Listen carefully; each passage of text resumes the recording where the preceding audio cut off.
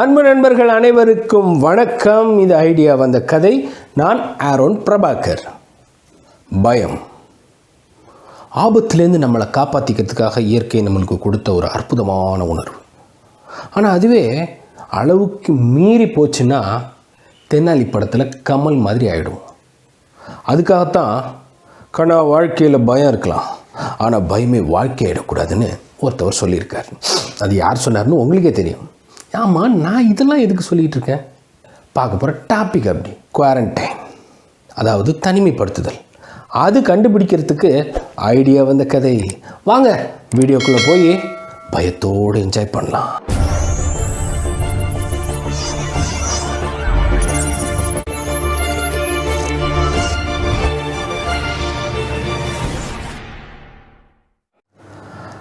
Quarantine இந்த corona சீசனில் நம்ம அதிகமாக கேள்விப்படுற ஒரு வார்த்தை இல்லையா? இந்த வார்த்தை எங்கேருந்து வந்தது, எப்படி வந்ததுன்னு பார்க்குறதுக்கு முன்னாடி இப்போ 21ஆம் நூற்றாண்டு இல்லையா, 21st century. நம்ம ஒரு 13ஆம் நூற்றாண்டு 13th centuryக்கு போக போகிறோம். எதுக்காகன்னு கேட்குறீங்களா? அப்பயும் இதே மாதிரி ஒரு வியாதிங்க நம்மளை போட்டு படுத்தி எடுத்துகிட்டு போச்சு. அது என்ன, அதுலேருந்து எப்படி மக்கள் மீண்டு வந்தாங்க, அதை அப்படி ஒரு சின்னதாக ரீவைண்ட் பண்ணி பார்த்துட்டு அதுக்கப்புறமா இங்கே வருவோம். ஓகேவா? ரைட். 13ஆம் நூற்றாண்டில் மத்திய தரைக்கடல் பகுதி அப்போ என்ன பண்ணுறாங்கன்னா, ட்ராவல் பண்ணுறதுக்கு எல்லாமே கப்பலை தான் யூஸ் பண்ணிட்டு இருந்தாங்க. அந்த வழியாக போக வர இருக்கிறாங்க. ஸோ அப்படி போயிட்டு இருக்கும்போது அந்த ஏரியாவில் இருந்த ஏதோ ஒரு வைரஸ் ஒரு கப்பலில் இருந்த ஒரு ஆளை தாக்கிடுச்சு. அந்த கப்பலில் என்ன ஆகுதுன்னா, அந்த ஒரு ஆள்கிட்டேருந்து எல்லாருக்கும் பரவுது. அந்த கப்பல் போய் நின்ன இடத்துல அவங்க பேசின ஆளுக்கு எப்படி எல்லாருக்கும் அந்த நோய் பரவ ஆரம்பிக்குது. அந்த நோய் வந்ததுன்னா பிழைக்க வாய்ப்பே இல்லைங்க. ஃபஸ்ட்டு ஜுரம், அதுக்கப்புறம் உடல் உபாதைகள், அப்புறம் இறப்பு. இப்படி தான் அந்த வியாதி அவங்க தாக்குனுச்சு. அந்த வியாதிக்கு பேர் பிளேக். எஸ், பிளாக் டெத் அப்படின்னு கூட அதை சொல்லுவாங்க. ஸோ இந்த விஷயம் எல்லாரையும் தாக்க ஆரம்பிச்சிது. தாக்குனவங்களை காப்பாற்றுறதுக்கு வர டாக்டருங்க எப்படி போவாங்க, எப்படி பார்ப்பாங்க? அப்போது அவங்களுக்கு ஒரு ட்ரெஸ்ஸு செப்பரேட்டாக ஸ்பெஷலாக தைக்கிறாங்க. இப்போ நம்ம கொரோனா நோயாளிகளை பார்க்குறதுக்காக சொல்லிவிட்டு நம்ம மக்களுக்கு எல்லாருக்கும் ஒரு பிபிஇன்னு சொல்லிட்டு இப்போ நம்மளுடைய மருத்துவர்களும் செவிலியர்களும் போட்டுக்கிட்டு அவங்கள காப்பாற்றுறதுக்கு போராடிட்டு இருக்காங்க இல்லையா? அதே போல் அந்த காலத்தில் ஒரு டாக்டருக்காக சொல்லிவிட்டு பிளேக் டாக்டர் அப்படின்ற மாதிரி அவங்களுக்கு பேரே வச்சுட்டாங்க. அதை ட்ரீட் பண்ண டாக்டர் அவங்களுக்கு ஒரு ட்ரெஸ் கொடுத்தாங்க. அந்த ட்ரெஸ் எப்படி இருந்துச்சு தெரியுமா? எப்படி இருக்குது பார்த்தீங்களா? ரொம்ப பயங்கரமாக இல்லை? இந்த ட்ரெஸ்ஸை அவர் போட்டுக்கிட்டு ஊருக்குள்ளே வந்தானாலே, இப்போ நம்ம ஊரில் அங்கங்கே ஆம்புலன்ஸ் வந்தாலே ஐயோ யார் வீட்டிலடா நம்ம ஊரில் கொரோனா அப்படின்னு சொல்கிறோம் பாருங்கள். அந்த மாதிரி இவர் வந்தார்னாலே எந்த வீட்லேயோ சாவு விழ போகுதுன்ற மாதிரி பயம் இருந்தது மக்களுக்கு. அதுவும் குறிப்பாக அந்த நைட்டில் லாந்தர் விளக்கு எடுத்துக்கிட்டு அவங்க நடந்து வந்தாங்கன்னா ஏதோ மரணத்தோடு தூதன் வந்த மாதிரியே இருந்ததுங்க அவங்கள பார்க்குறதுக்கு. நீங்களே பார்த்துக்கிட்டு இருக்கீங்க இல்லையா? ஸோ இப்படியாக போய்கிட்டு இருந்த இந்த பிளாக் டெத் என்று சொல்லக்கூடிய பிளேக் நோய், அந்த தொற்று நோயை மனுஷனும் ஜெயிச்சு வந்தது. பெரியம்மே நம்மளை போட்டு வெறுத்து எடுத்துகிட்டு போயிருக்குது. அதுக்கப்புறம் அதுக்கு தடுப்பூசி கண்டுபிடிச்சிட்டாங்க. அதுக்கப்புறமா பார்த்திங்கன்னா அதுக்கு கொஞ்சம் முன்னாடி பார்த்திங்கன்னா மஞ்சள் ஜுரம் அப்படின்னு சொல்லிட்டு உலகத்தில் பல பேருக்கு தெரியும், எல்லோ ஃபீவர்னு சொல்லுவாங்க. அது ஒரு காட்டிட்டு போயிடுச்சு. அதுக்கப்புறமா நீங்கள் அதுக்கு முன்னாடி போய் பார்த்துங்க. அதுக்கப்புறமாவா, ஆமாம், 19th century பார்த்திங்கன்னா இன்ஃப்ளூயன்ஸா, அதாவது ஸ்பானிஷ் ஃப்ளூ அப்படின்னு சொல்லுவாங்க. அந்த ஜுரம் கிட்டத்தட்ட இதே மாதிரி தான். எல்லாரையும் குவாரண்டைன் பண்ணி தனித்தனியாக வச்சு ஒருத்தவனுக்கு ஒருத்தவங்க பேச முடியாமல் மூக்க மூடிட்டு வாய மூடிட்டு சுற்றிட்டு இருந்தாங்க. ஸோ இப்படியா நம்ம மனுஷ இனத்தை பல பேர் பலவிதமாக அப்பப்போ நோய்கள் தாக்கிட்டு போயிருக்குது. ஆனால் எல்லாத்துலேருந்தும் மனித இனம் மீண்டு வந்திருக்குது. எப்படி? தடுப்பூசிகள் கண்டுபிடிக்கிறாங்க, மருந்துகள் கண்டுபிடிக்கிறாங்க. நீங்கள் நல்லா கவனித்து பார்த்தீங்கன்னா நண்பர்களே, இந்த பாம்பு கடிக்கு விஷ முறிவு மருந்துன்னு சொல்லுவாங்க இல்லையா, அந்த ஆன்டிடாட்டு எதுலேருந்து கண்டுபிடிக்கிறாங்க தெரியுமா உங்களுக்கு? அந்த பாம்பு விஷத்துலேருந்தாங்க. ஸோ எல்லா பிரச்சனையிலையுமே அதுக்கான முடிவும் இருக்குது. இதுலேருந்து இதை நம்ம புரிஞ்சுக்கிறோம் இல்லைங்களா?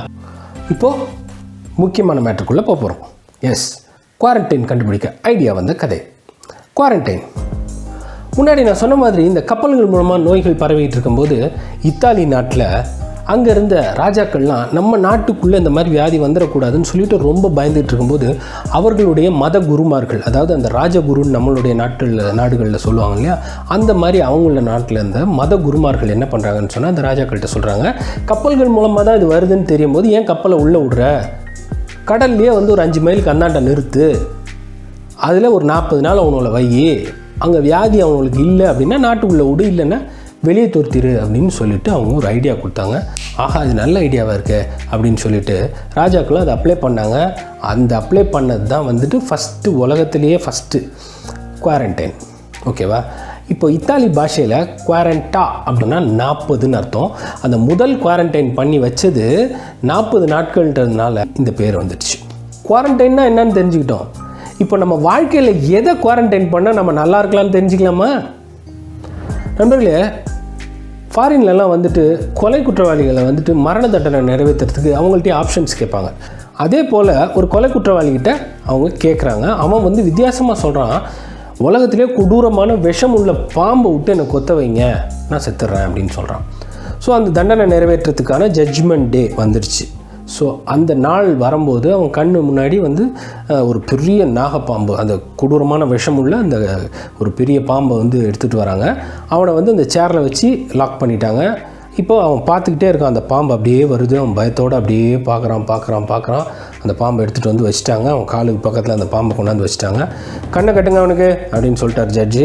இப்போ அவன் கண்ணை கட்டுறாங்க. அவன் பயம் அப்படியே வேர்க்க ஆரம்பிக்குது. இப்போ என்ன பண்ணுறாங்கன்னு சொல்லி கேட்டால், அந்த பாம்பு எடுத்து ஓரமாக பேக் உள்ள வச்சுட்டு ஜஸ்ட்டு 2 குண்டூசிங்க, அந்த குண்டூசியால் அவன் காலில் சக்குன்னு அப்படி குத்தி எடுத்துட்டாங்க. குத்தி எடுத்த உடனே அவன் துடிக்கிறாங்க, அப்படியே துடிக்கிறான். ஒரிஜினலாக ஒரு பாம்பு கொத்துனா எப்படி விஷம் ஏறி நம்ம உடம்பெல்லாம் வந்து நீளமாக மாறுமோ அதே போல் அவன் உடம்பு கலர் மாதிரி இறந்தும் போயிட்டான். இப்போது டாக்டர்ஸ்க்கே ஒரு மாதிரி குழப்பமாகி போய் என்ன தான் இவன் பாடியில் நடந்திருக்கு அப்படின்னு சொல்லிவிட்டு அவனை வந்து போஸ்ட்மார்ட்டம் பண்ணி செக் பண்ணும்போது இந்த மனம்னு சொல்லக்கூடிய மனசு இருக்கு பாருங்க, அது ரொம்ப பவர்ஃபுல்லுங்க. அவனுக்குள்ளே கற்பனா சக்தியை உருவாக்கி எப்படி இந்த பாம்பு கொத்துனா நம்ம உடம்பு துடிக்குன்றது எல்லாமே அவன் வந்து தெரிஞ்சு வச்சுருக்கிறான். கடன்னு உடல் உறுப்புகள் எல்லாமே அதுக்கு ஏற்ற மாதிரி செயல்பட ஆரம்பிக்கும் போது விஷத்தை விட கொடூரமான ஒரு டாக்ஸின் வந்து அவன் உடம்புலேயே செக்ரேட் ஆகி அவனை கொன்று இருக்குது அப்படின்றத கண்டுபிடிச்சாங்க. இதுலேருந்து நம்ம என்ன தெரிஞ்சுக்கிட்டோம்? அந்த விஷத்தை விட அவனுடைய பயம் கொடூரமானது. இன்றைக்கும் இருக்கிற சூழ்நிலை நம்மளை ரொம்ப பயமுறுத்தக்கூடிய சூழ்நிலை தான், ஓகே. ஆனால் அந்த பயம் நம்மளை மேற்கொண்டு நம்ம வாழ்க்கையை காலி பண்ணுறாத அளவுக்கு நம்ம பார்த்துக்கணும். கவர்மெண்ட் சொல்கிற எல்லா தடுப்பு நடவடிக்கைகளும் இந்த கொரோனா பீரியடில் நம்ம கடைபிடிக்கணும். கண்டிப்பாக மாஸ்க் போடுறதாகட்டும், சானிடைசர் யூஸ் பண்ணுறதாகட்டும், வெளியே போயிட்டு வந்தோடனே கை கால் கழுவுறதாகட்டும், உப்பு கொப்பளிக்கிறதாகட்டும், எல்லாமே முக்கியம்தான்.